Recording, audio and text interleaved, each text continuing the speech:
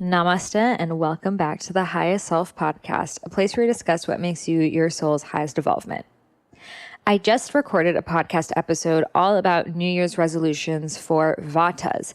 And at the beginning of that episode, I really did a good description of what Ayurveda is, where it comes from, what it's related to, just to wrap your head around Ayurveda with the doshas, what all of this language I'm even talking about is. So if you haven't listened to that episode, you're not really sure what Ayurveda is, what the doshas are, put a pause right here, go to the last episode about health resolutions for the Vata dosha and listen to the beginning part at least. And that's going to give you a really good understanding about what Ayurveda is, what the doshas are, and what all this shit's about.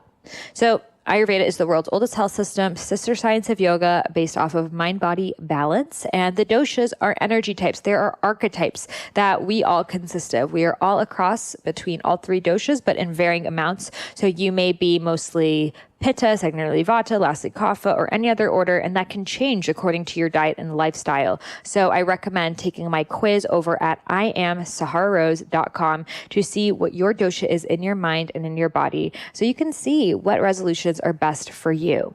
So we talked a lot about Vata and what I believe New Year's resolutions should really be about, which are intentions in the last episode. So in this episode, let's dive straight into the resolutions / intentions for Pittas. So Pitta is fire energy. It is on it. I just think of that hashtag boss, that's Pitta right there. They know what they want. They're going to go get it. They got that attitude. They're just, they're on fire. They're that person you're just damn, you're like a machine. You're just crushing it. That is Pitta right there. And if you think about the fire is sharp, it's intense, it's powerful, it's feisty. And that's what Pitta is all about. So we all have this. We all have Pitta inside of us, but it may feel like the dosha that's the furthest away from you, but it's still a part of you and you can still harness it. Now, people who are very Pitta, they are go-getters. They're someone who they schedule their day, they fill it up. They surprise themselves every day by how much they get done. They're like, damn, I did more than most people do in a year today. They are on it. It's that entrepreneurial energy, that just go-getter ambitious juice. So I'm someone that I used to be very Vata, in my early 20s. And I thought I was, oh my God, so Vata. And that's actually how I got into Ayurveda. And I was like, oh, I wish I could be Pitta. I really want to be a Pitta. I want to be able to finish the tasks that I'm starting. How cool would that be? Because I wanted to write my book and I had a clothing line and I wanted to write poetry and be a DJ and all these things. But I didn't know what to focus on. So I decided I was only going to write my book and I was going to increase my Pitta. And I did that. And now I would say my primary dosha is for sure Pitta. And I actually found out through pulse reading, Ayurvedic pulse reading, that my Prakriti, my natural born constitution, is actually Pitta primarily. So it's really interesting because I always thought I was the least Pitta because I couldn't finish the tasks I was starting. And I actually found out that that was just related to my Vata imbalance. And I actually was a Pitta, but wasn't being true to myself by not finishing those tasks. So it's really interesting because you may think you're not a Pitta right now, but you actually are a Pitta and you're not operating like one. So making that switch can really help. So if you are very Pitta, you're getting a lot done. And sometimes, you're not taking breaks for yourself. You can be overburning yourself out. So a Pitta's New Year's resolutions, they're probably really organized and it's complete e-course on online marketing, launch online business, profit $100,000 in Q1, get ripped. It's super money, fitness, they're not trying to dance around some goals. They're this is what I want to do and I'm going to go do it. So that is awesome, but also it can be really harsh. And a lot of times what happens is Pittas tie their self-worth with what they achieve. And because of that, they end up on this hamster wheel of achievement, and not really asking themselves why. Why does this matter? What am I going to get out of this? And it's really important to take that step back, to move into the kapha, to ask yourself, what do I really want in my life? What are the things that really matter to me? What is my lifestyle want to look like, not just what do my paycheck want to be, or how do I want to look to the outside world, or what is it the thing that I'm supposed to be doing. So that's very, very important for people who are naturally more Pitta. So if you have that Pitta energy to you, you really need to be moving into the Kapha, and the Kapha is the earth energy. That's essentially the sacred pause, the taking a break, the self-care, the moving a little bit more slowly, more luxuriously through life. It's the hammock. It's the beach. It's the bubble bath. That's what Pittas really need more of. And it's interesting because it's not what's on their resolution list. So if you're very Pitta, this is your year to step away from being so Pitta. I know, I'm not saying give it up, but you need a little bit more fun in your life. And that's something I realized for myself, I realized that the past 4 years especially have been 100% about my work, about creating, about, bringing Ayurveda to the mainstream. I've literally been like head to the ground, like not even looking up, not meeting with friends, like not doing anything but pretty much focusing on my Dharma the past 4 years, especially in the process of writing Idiot's Guide to Ayurveda, which I would write for 14 hours a day for like a 2-month period of time. That's all I had to write the book. And then again for Eat, Feel Fresh, which actually took more work than Idiot's Guide to Ayurveda because there was so much recipe testing, so many graphic design details, and, these little things like that really added up, which took me 6 months to do. So this year is my year of fun. Like us Pittas, we take life so seriously sometimes. It's like about our work or about our personal development. It's like both things are so hard. And we need a little bit more play, a little bit more fluidity. So if you're really Pitta, instead of focusing your energy just on achieving goals, focus on how you want to feel. Like what actually matters to you? What are the feelings that you want to embody? Maybe that's fun. That's what it was for me. I feel like my highest self when I'm having fun. I feel like I'm naturally a really fun person. And I've just sort of like, thrown that side of me to the side because it wasn't profitable or it didn't make sense or whatever. And I'm like, no, I want to bring my funny self back into the picture because she is part of me. So maybe it's more fun. Maybe it's more joy. Maybe it's more peace, creativity, wellness, service, love. All of these things are such important facets of life that can't be, jotted down on a piece of paper and just achieved with a certain number of hours. Like these are things that require time and space. So if you're very, very Pitta, you need to allow yourself that time to just experience this human experience, not just follow the next logical step. And it is incredible that you want to achieve so much. And it's actually part of the reason why you're here. People who are Pitta were naturally meant to be leaders, entrepreneurs, etc. Like that is why you actually were born with that level of energy. However, keep in mind that you are not more loved because of what you do. You are loved just as you are. There is no one that you need to impress, family, friends, yourself. And when we're doing things out of this subconscious desire that that's what we need to be loved, we don't actually feel good about doing them.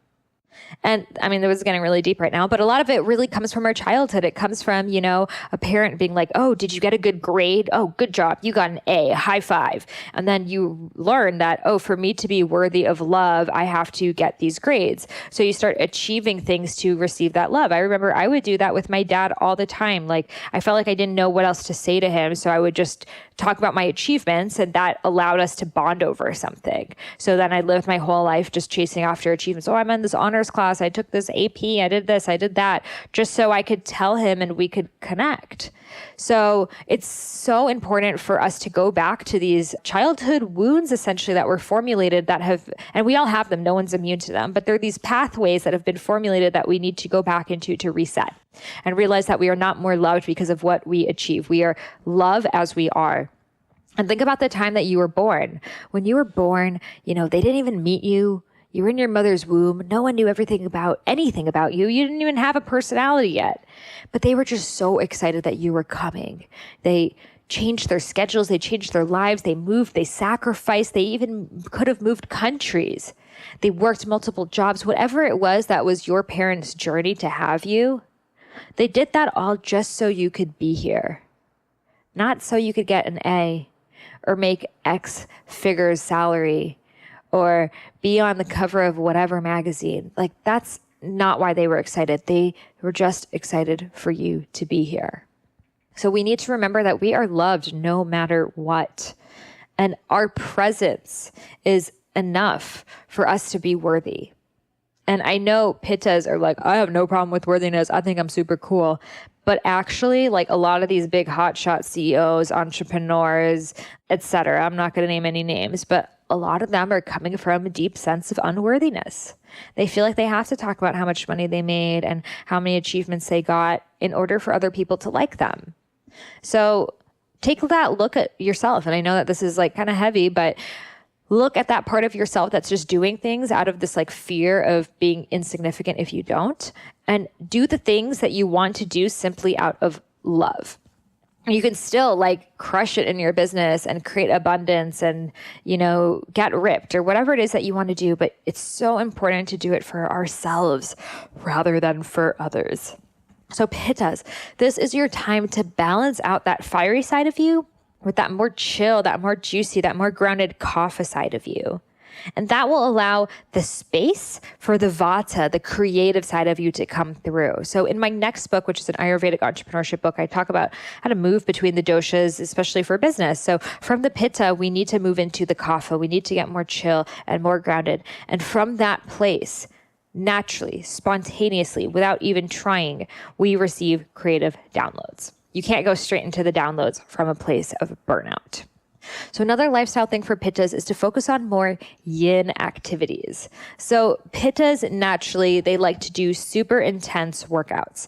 Now, traditional Ayurveda would say, don't do any intense workout, because back in the day, people were farmers. They were like walking outside all day and they were like super thin and they needed to preserve as much energy as possible. Whereas now we're sitting around all day and, you know, most of us, the percentage of Americans are actually overweight. So we do need physical activity. And I do think that physical, like exerting yourself physically, is really good for Pittas, because Pittas have a lot of energy within them. So when they do a really hard workout, they like finally can feel relieved. Whereas if they haven't worked out, it's like all of this pent up energy and they don't know what to do with it. So that's where I kind of differ from the traditional Ayurvedic approach. The traditional Ayurvedic approach would be like, don't do any intense exercise, only do yin yoga, don't even do a chaturanga, just like walk outside.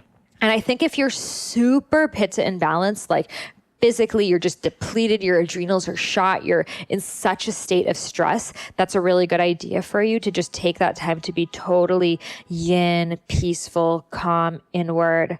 But if you're still like a functioning person, I think that doing high intense exercise can work, but you want to do it for a short duration. So for example, like I do a class that's like a 27-minute HIIT workout.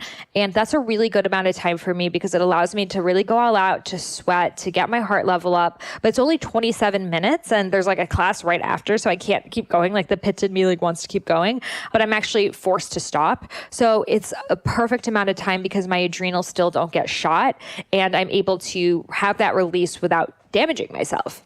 So assess where you're at. If you are super burnt out, do more restorative exercise, just like some simple yin yoga. You could do Pilates classes. That's a really good restorative exercise that's still utilizing your muscles. When I was going through my adrenal fatigue, I got really bad adrenal fatigue from like all the boxing, all the spinning, staying up all night to work. Like just, I got so pitta when I was writing Idiot's Guide for Ayurveda that I had to not do any intense exercise for like a year, which was really hard. Now I've been able to get back into it since the summer, but I pretty much first month only like walked and did like stretching. And then after I started to do some yoga classes, then I started to do Pilates reformer classes. And then I started to like do pure bar. And then from there, now I moved into actual like HIIT classes and lifting weights. So listen to your body, notice how you feel. A lot of pittas are running on that cortisol, the stress hormone. So that's why they're like, I'm an animal. And then they're like burnt out, exhausted. So after an exercise, you should feel more energy. If you feel depleted and exhausted after an exercise, that means you trained too hard. You should not feel like you want to vomit. You should not feel like you need to collapse. That is a sign you've worked yourself too hard. And screw what the teacher says. The teacher could be telling you, go faster, go harder. Like, I'm always going the slowest because I rather move slower and get my form right than to move too fast and to be doing it wrong. And for me, because I have the Vata skeletal structure, I very easily can get injured and get off my form. So I'm lifting my weight slowly. I'm doing my lunges slowly. I'm like making sure I'm utilizing all my muscles. I'm making sure I'm tucked in. My posture's right. My shoulder blades are connected. So focus on that. You don't have to be the fastest, the strongest, the number one person in the class. I would stay away from anything that's competitive. Pittas, I would stay away from the CrossFit, the Orange Theory, anything that your score is listed on a TV and you're racing against other people.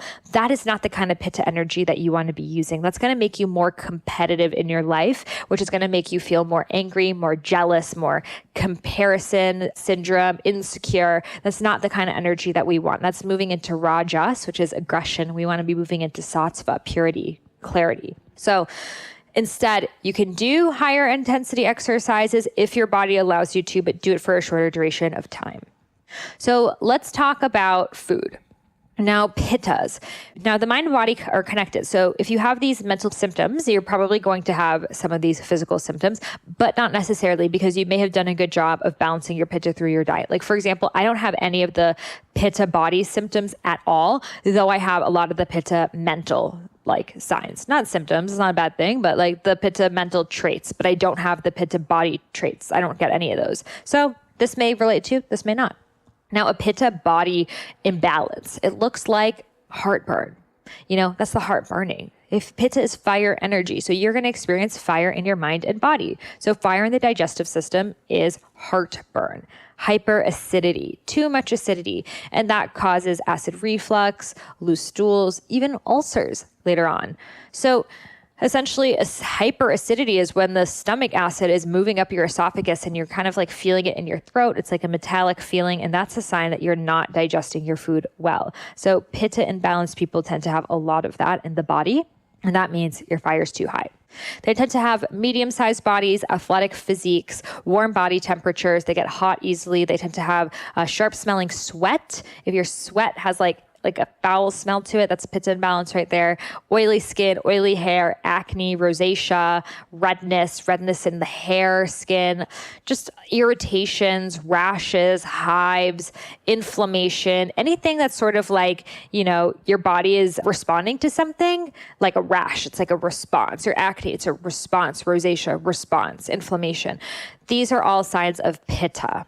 So if you're noticing that, you definitely want to be balancing the Pitta in your body through your diet. So that means eating cooling foods, hydrating foods.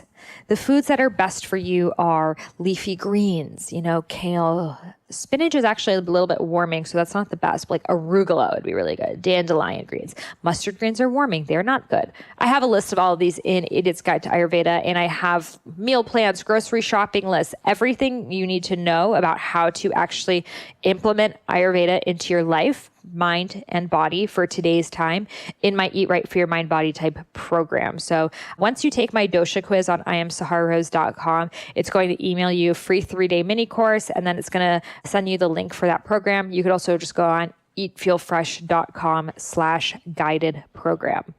eatfeelfresh.com/guided program. So you want to have the leafy greens, the bitter summer vegetables, the Brussels sprouts, zucchini, broccoli, asparagus, herbs like parsley, cilantro, basil, healthy fats, avocado, coconut oil, almond butter. If you're not sensitive to almonds, a lot of people are sensitive to nuts and have no idea. You should get a blood test to check that. Nuts and seeds, whichever ones work for you. Again, blood test, y'all. Juicy fruits like pomegranate, berries, papaya, mangoes, things that are going to cool your body down. Again, if you have a candida, do not go for the high sugar fruits. These are all like my little additions into Ayurveda because, back in the day, they didn't really have a candida overgrowth, and a lot of us have it today. And I have a webinar on that on my YouTube channel. Just look up Killing Your Candida webinar, Sahara Rose on YouTube. It's like an hour long of me diving into Candida. You need plant-based proteins like beans, lentils, things that are going to give your body nourishment, because Pittas do tend to be hungrier than the other doshas. They have like a ravenous appetite, like they need to eat. So you want to make sure you're getting like a good amount of protein and fats. That's essential, especially on a plant-based diet. But you don't want to just be like, mindlessly eating. And Pittas tend to have a fast metabolism. So they're like, I can eat whatever I want and get away with it. But then they end up having, the heartburn and acne and whatnot. So even if it's not because you're gaining weight, you should still be eating clean because of the physical, mental health balances, truly. So Pittas in 2019 and for the rest of your life, you need to steer clear from all the spicy foods. So no chili, no hot sauce, no sriracha. These are really going to imbalance your pitta. You also want to stay away from tomato, garlic, and onions because they will cause more acidity in your body, which I talk deeply about in Eat, Feel Fresh and offer recipes that have replacements for tomato, garlic, and onions in everything, like including freaking salsa, which is literally tomatoes and onions. You want to stay away from fried foods. They're going to overheat your digestive system and make you more prone to the acidity, inflammation, irritability. And you want to have a combination of cooked and raw foods in your diet. So we talked about in the last episode about vatas, how they need to really focus on the cooked foods. Pittas can have a combination, not 100% raw, not 100% cooked. It can be 50-50, a little bit more cooked in the winter, a little bit more raw in the summer, depending where you live. If you live in Miami or LA, you could do more raw. If you live in New York or Netherlands, you can do more warm cooked foods. So notice how the temperature is outside and your body needs the opposite. So Ayurveda is also about eating seasonally as well. So summertime, we are all more pitta. Wintertime, we're all more vata. Early spring, we're all more kapha, which I talk about in Idiot's Guide to Ayurveda. So notice how your digestion feels. If you have vata, a lot of vata in you, you're like a vata pitta, you may not do well with the raw foods. So notice how your digestion feels. If you feel super bloated and constipated and horrible from eating raw foods, then don't have them. Lightly cook them, steam them, whatever it takes. But if you feel really great, like, I love these raw foods, I feel really good, have more raw foods. It's not like just listen to your dosha and forget about your body. The whole point about learning about these doshas is to connect deeper to your physical body. And remember, the quality of the foods are just as important as the nutrients of the food.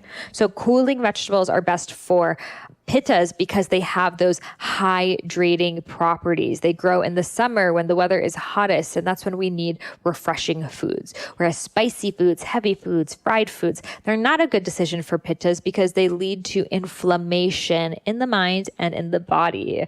Talk a lot about the world's pitta imbalance and how we're all so angry and on edge as a society, which has led to war, chaos, violence because of the inflammation in the mind. So listen to that episode that I did last month, which is a really good one to learn more about how the imbalances within create imbalances in our system.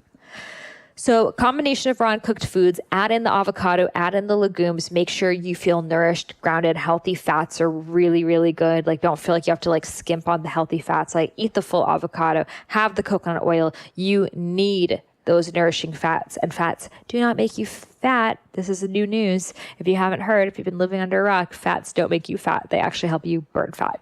So stay cool. Now, this may not be an issue for you if you live in, again, New York or the Netherlands or whatever, but still, you may feel hot. You may go to hot yoga. You may do saunas. You may practice intense sports that you're sweating really profusely. And this is not a good idea for pittas. Pittas should not be going to Bikram yoga because it's going to enhance the fire within them and it's going to make them more irritated, inflamed, and pitta imbalanced. And if you go on vacation, you don't want to be in the direct sunlight for too long. You don't want to be sun tanning. Direct sunlight is good. We all need about 20 minutes of unprotected sunlight a day. That means without a window because the window blocks a lot of the UVB rays. So it's essentially blocking off some of the nutrients that we really need. So you don't want to be the sun in front of your window because it's cold outside. You actually want to be in direct sunlight, under the sun for 20 minutes a day. However, more than that, basking in the sun is not a good idea for pitta because they're extremely insensitive to sunlight and they easily get burned. Now, in terms of self-care, coconut oil. That is your shit right there. You need coconut oil for the body, for the cooking, for the lube, whatever you want to use it for. Coconut oil, that's your jam, Pittas. So coconut oil is a cooling oil, and it's used mostly in South India where the climate is very tropical. In fact, the word Kerala, which is in South India, which is like the epicenter of Ayurveda, where I shot a lot of Eat, Feel, Fresh. It means coconut. It means land of the coconut. How cool is that? I went to this island that was literally made out of coconut shells, and they made everything out of coconuts, like coconut ropes with like the stringy stuff, coconut bowls with the shell inside, coconut desserts, coconut hair products, coconut everything. It was so amazing. And I mean, coconuts are like a gift from source because they can be used in so many ways for us little humans down here. So coconut your life, and use coconut oil on your skin. That's going to help actually cool your body off. And it's a really beautiful practice of self-love. In fact, the word for oil in Ayurveda, sneha, is the same word as the word for love. So when you oil yourself, you love yourself. Sneha, love. So practice oil pulling with your coconut oil. I talked about this in the last one, but oil pulling is essentially Ayurvedic mouthwash. So take a spoon of coconut oil, swish around your mouth anywhere between 1 and 20 minutes, and it's going to help remove the bad bacteria without removing the good bacteria. Cook with coconut oil. It's really good, higher smoke point, much higher than olive oil. You should not be cooking with olive oil at all. If you're still doing that, are you stuck in the 90s? Like, that is not what we're doing.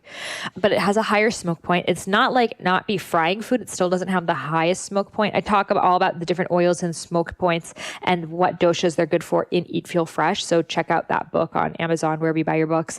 But coconut oil is good if you're baking a stir fry, a stew, whatever it is that you're just like, cooking over on the fire. Coconut oil is a really good one. It gives a cooling and refreshing flavor, which is really good for the pittas. You don't really want to be doing the coconut oil that like the flavor has been taken out of it, because that means it's been processed more. We want to keep things as raw as possible. So get a virgin organic coconut oil that has not been processed. Now, in terms of mindset, so we know that the doshas change with the times of day. So Pittas, it's important to schedule your tasks between 10 a.m. and 2 p.m. And this is when Pitta time is the highest. So this is your best time for writing emails, getting work done, checking tasks on your to-do list, and just pretty much being your badass Pitta self. So 10 a.m. to 2 p.m. And all of our Pittas are the highest. So even if you're not Pitta, you want to be more Pitta.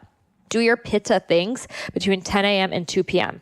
That's like when the universe is essentially propelling you towards Pitta. So use that energy wisely. And it's also the best time to eat your main meal when the sun is the highest in the sky, because then your digestive system is the most active. So I have an entire chapter in Idiot's Guide to Ayurveda about the doshas and time and how our doshas shift with the different times of day, and how you can schedule your day according to the doshas. So be sure to check that out, Idiot's Guide to Ayurveda, on Amazon, Barnes & Nobles, wherever you get your books.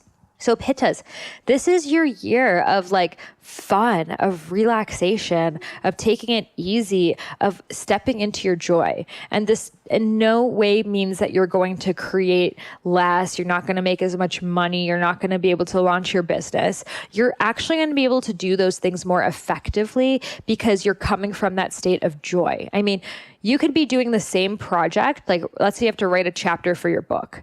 And if you're in alignment, that chapter is going to take you like an hour. It's just going to flow right out of you. And if you're not in alignment because you've been stressing yourself out with all these things, it's going to take you months to get that chapter done, and it's still not going to be good.